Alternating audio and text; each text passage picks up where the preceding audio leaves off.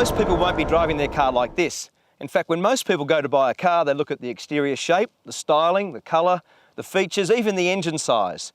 But what we're going to show you today are some critical safety elements. Let's begin with the high end of technology. The Volvo XC60 is the ANCAP Gold Logie winner, with almost a perfect safety score. ANCAP is the Australian New Car Assessment Program.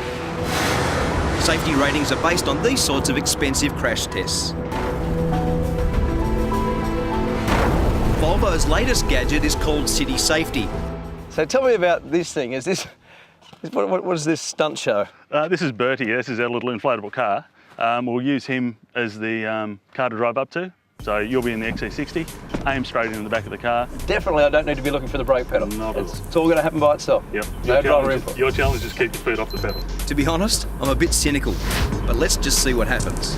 Along here at 20k, run it in, don't touch anything. That's very weird.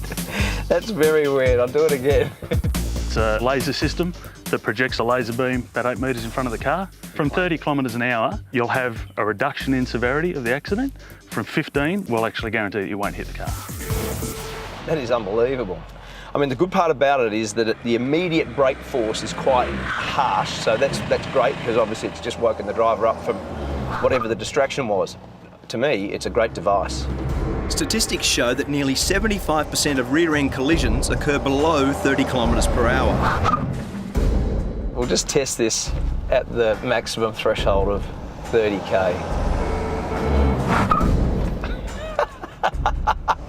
It's really good.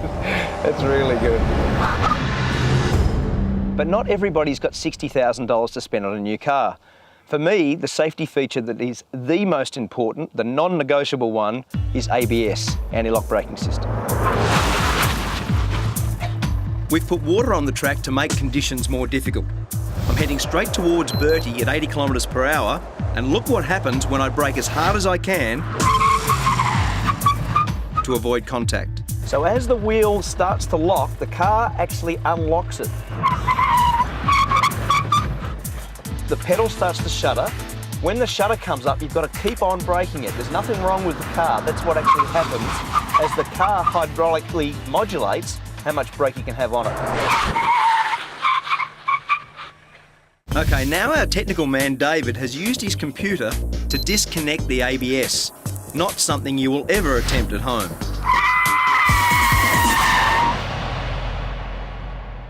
Well, as you can see, that is absolutely so different and such a critical safety feature.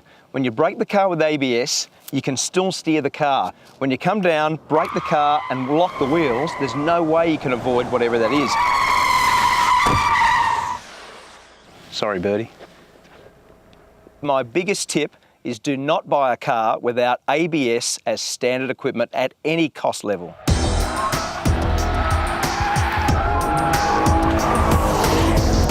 The last safety feature I want to demonstrate today is ESC, Electronic Stability Control. This is another proven lifesaver.